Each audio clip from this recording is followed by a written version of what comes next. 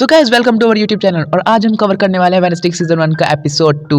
और एपिसोड 1 मैं पहले ही कवर कर चुका हूं और आप मेरे चैनल पर जाके एपिसोड 1 देख भी सकते हैं। और अगर मैं आपको एक छोटा सा रिकैप दे दूं तो एपिसोड 1 में हमारा दिखाया जाता है कि वेडनेसडे जो है वो नेवरमोर एकेडमी में एडमिशन ले चुकी है। और एडमिशन लेते ही उसके सामने बहुत सारी पहेलियां खुल गई हैं, जो कि है पहला कि रोवन को किसने मारा, और दूसरा कि उसके फादर जो थे वो भी एक क्रिमिनल थे।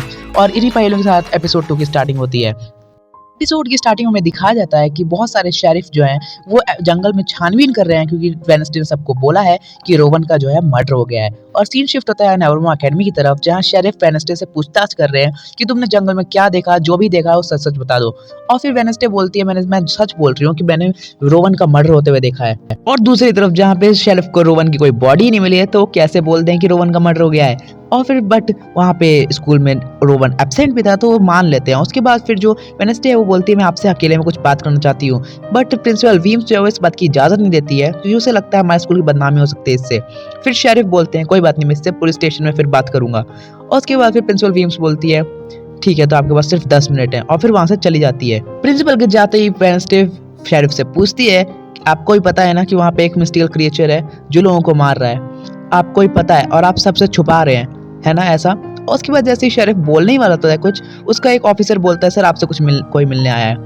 और वहाँ पे खड़ा होता है रोवन। उसको देख के वेडनेसडे बिल्कुल शॉक्ड हो जाती है, क्योंकि अभी उसने उसका मर्डर होते देखा था। और यहाँ पे स्टार्ट होता है हमारा एपिसोड 2।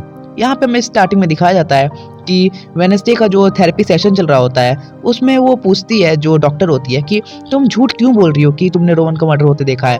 वो उससे कुछ नहीं बोलना चाहती है और फिर थेरेपी सेशन कंप्लीट होने के बाद वहाँ से चली जाती है। वहाँ पे थेरेपी सेशन के बाहर उसे टाइलर भी मिलता है, जो कि बोलता है मुझे भी यहाँ पे बोला गया है, यहाँ पे डॉक्टर्स ने बोला है मुझे कि यहाँ पे मुझे ट्रीटमेंट के लिए आना चाहिए और मुझे आना पड़ेगा यहाँ पे, और तुम्हें कोर्ट ने बोला है ना। तो बोलती है हाँ। उसके बाद फिर टाइलर को कोई कॉल आता है, वहाँ से चला जाता है। और यहाँ पे सीन शिफ्ट होता है हमारा इनिट की तरफ, और वो स्कूल में एनुअल बॉय कप की तैयारी कर रही होती है। और वहाँ पे फिर वेडनेसडे आ जाती है और वो इनिट से बात करने लगती है। इनिट बोलती है तुम ऐसा क्यों कर रही हो, तुम रोवन तो जिंदा है। और उसके बाद फिर वेडनेसडे बोलती है कि मैं सच का खुलासा करके रहूंगी। और उसके बाद फिर बोलती है कि तुम ये क्या कर रही हो। तो फिर इनिट बताती है कि वो इस कंपटीशन में जीतना चाहती है, क्योंकि हर साल बियांका ही इस कंपटीशन को जीतती है। फिर वेडनेसडे वहां से चली जाती है। सीन शिफ्ट होता है रात की तरफ, जहाँ पे वेडनेसडे है उस फोटो की एनालिसिस कर रही होती है उसमें है क्या। और उसके बाद फिर वो रोवन से पूछने जाती है, बट पूरे स्कूल में रोवन उसे मिलता नहीं है कहीं पे। और फिर रोवन के बारे में पूछने जाती है वो प्रिंसिपल से कि रोवन कहाँ गया। तो फिर प्रिंसिपल बताती है कि उसे निकाल दिया गया स्कूल से। और फिर प्रिंसिपल बोलती है कि उसे पता है कि वेडनेसडे के पास साइकिक एबिलिटीज हैं, और फिर उसे एडवाइस देती है कि उसके मदर से वो एडवाइस ले कि के बारे में क्या करना चाहिए। और उसे बोलती है कि तुम स्कूल के कुछ एक्स्ट्रा करिकुलर क्लासेस भी ज्वाइन करो। वेडनेसडे को शक तो हो रहा था कि आखिर प्रिंसिपल उसे मिलने क्यों नहीं दे रही है रोवन से, और इसलिए फिर वो थिंग को बोलती है कि तुम कुछ भी हो जाए रोवन का पीछा करते रहोगे। और फिर वहां से फिर सीधा बियांका के पास जाती है कि तुमने सबसे पहले एक्सीडेंट के बाद किसको बताया था। बियांका यहाँ पे वेडनेसडे को बताती है कि ऑब्वियस सी बात है वो प्रिंसिपल को ही बताएगी। और उसके बाद फिर वो बताती है जैसे ही इस वेडनेसडे कुछ करती है, और उसके बाद अपनी साइकिक एबिलिटीज का यूज करके और सारे कांचों को तोड़ देती है वहाँ पे।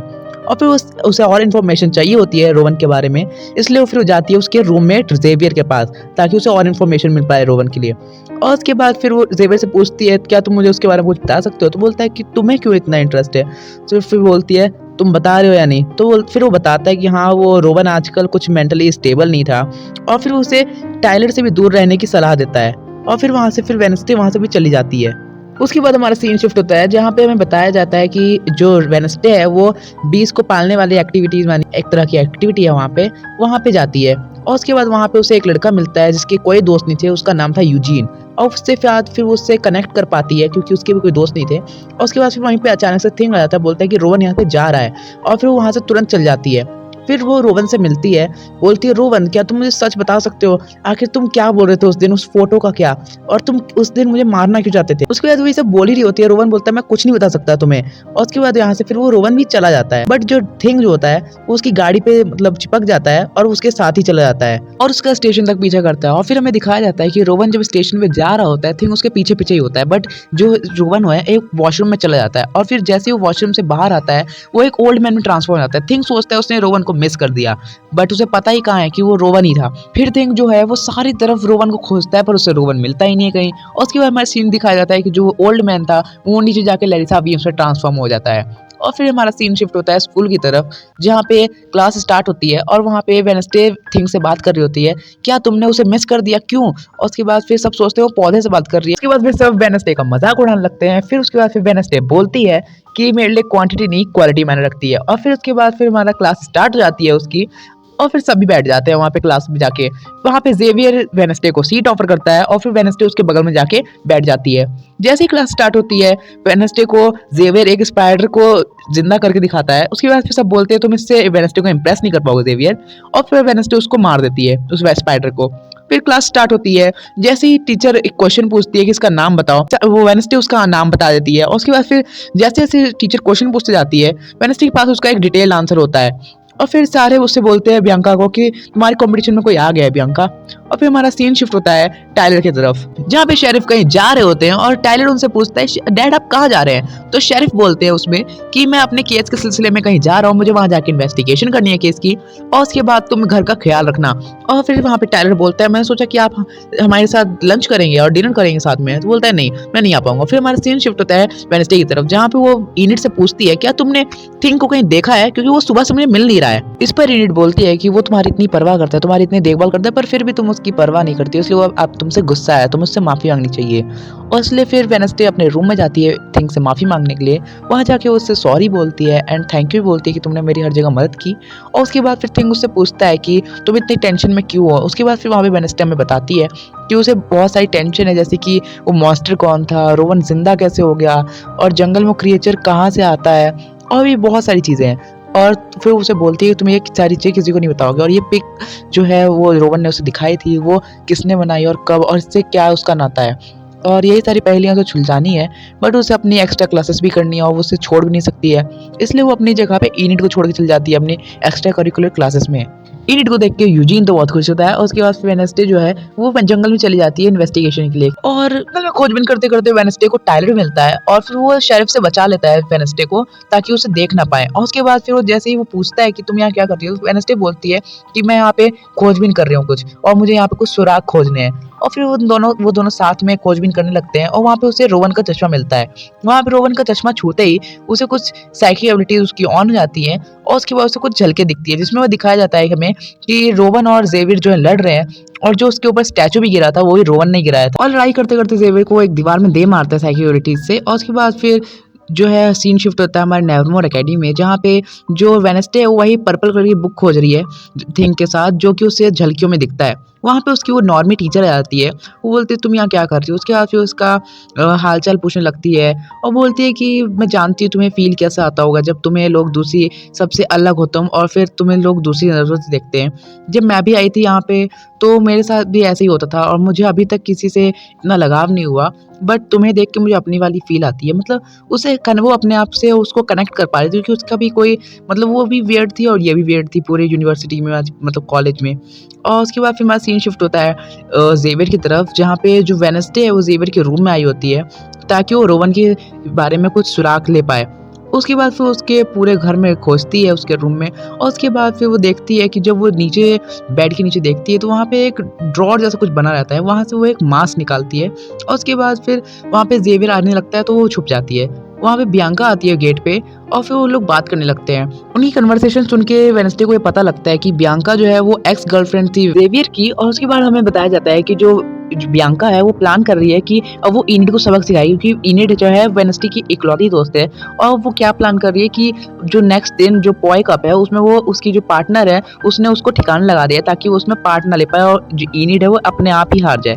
और उसके बाद फिर वहाँ से वो बियांका चली जाती है, और फिर हमें दूसरी सीन शिफ्ट होता है इनिट की तरफ, जहाँ पे इनिट रो रही होती है और पीछे से वेडनेसडे आती है। उसे चिल्लाते चिल्लाते रोते रोते बोलती है कि वेडनेसडे तुम्हें पता है मेरी जो पार्टनर थी अब वो पार्ट नहीं ले पाएगी क्योंकि उसे फीवर है, और अब मैं तो ऐसे ही हार जाऊंगी, मुझे जीतना था इस बार।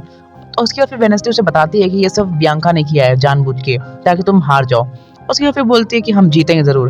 फिर वेडनेसडे से इनिट बोलती है क्या तुम मेरे साथ पार्ट लोगी, तो बोलती है हाँ।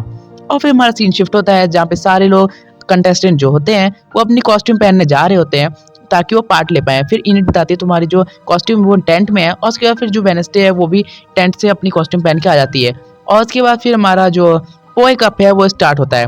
इसमें रूल्स होते हैं कि सारे कंटेस्टेंट को बिना डूबे, मतलब और कोई रूल्स नहीं होते, बस उसे जो झंडा होता है वो लेके आना होता है अपने इस किनारे से दूसरे किनारे तक। जैसे ही पोए कप स्टार्ट होता है हमें दिखाया जाता है कि जो बियांका है वो स्टार्टिंग से ही वो करने लगती है बेईमानी। वो क्या करती है, उसने एक एजेंट को या फिर आप कुछ भी कह लो, उसे हायर कर रखा होता है जो कि सारे लोगों की बोट्स को डुबा रहा होता है। और उसके बाद हम उसको देख लेती है वेडनेसडे, और उससे बच के चली जाती है। और जब वो लोग किनारे पहुंच जाते हैं तो फिर वो लोग जल्दी से जाने लगते हैं। वेडनेसडे बोलती है तुम लोग यहीं रुको, बोट का ध्यान रखना, और मैं जाती हूँ। और फिर जब वो लोग जाके झंडा लेने लगते हैं तो अचानक से वेडनेसडे वहाँ पे बेहोश हो जाती है। कुछ झलकियां दिखती हैं जिसमें वो देखती है कि एक लड़की है जो उसकी तरह एकदम बिल्कुल दिख रही है, बस उसने व्हाइट कलर की ड्रेस पहन रखी है और एक हाथ में बुक ली हुई है और उसकी तरफ देख रही है। और उसके बाद फिर उसकी झलक टूट जाती है और उसके बाद फिर उसे होश आ जाता है और फिर वो उठ के देखती है तो देखती है सारे लोग भाग रहे हैं। और फिर वो अपनी बोट की तरफ जाती है और फिर हमें दिखाया जाता है कि इनिड ने एक बोट के नीचे के पार्ट को उसे तोड़ दिया है अपने पंजों से, और उसके बाद उसकी बोट भी टूट जाती है उन लोगों की। और फिर बस लास्ट में 2 टीम बची हुई होती है और जो बियांका का जो एजेंट होता है उनकी वेडनेसडे की टीम को भी हराने वाला होता है, बट वहाँ पे थिंग आके उसे एक जोरदार पंच मारता है, उसे बेहोश कर देता है। और हमें दिखाया जाता है कि वेडनेसडे एक जोरदार तलवार जैसी चीज़ निकालती है अपनी बोट से और उससे बियांका की बोट तोड़ देती है, और वो लोग फिर वहाँ पे आ जाते हैं किनारे पे, और फिर वहाँ पे वो लोग पोए कप जीत जाते हैं।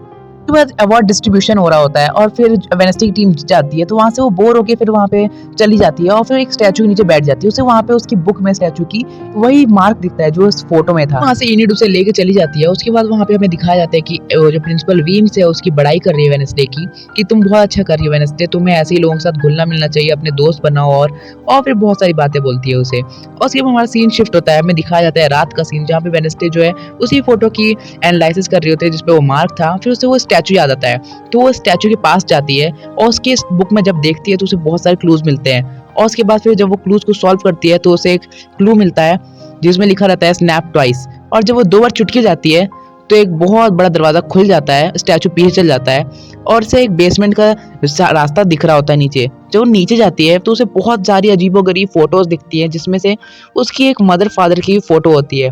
और उसके बाद हमें दिखाया जाता है कि जो वेडनेसडे है उसी बुक को ढूंढ लेती है जिसमें से वो पेज फाड़ा गया था जिसमें उसकी फोटो थी और जिसे उसे रोवन ने दिखाया था। जैसे ही वेडनेसडे वो पीछे घूमती है उस बुक को पढ़ने के बाद उसे हमें दिखाया जाता है कि उसे किसी ने पकड़ लिया, और इसके साथ हमारा एपिसोड आज तक खत्म हो जाता है। और थैंक यू एपिसोड पूरा देखने के लिए, और अभी तक जो भी लोग हैं वो वीडियो को लाइक कर दें और चैनल सब्सक्राइब करना ना भूलें।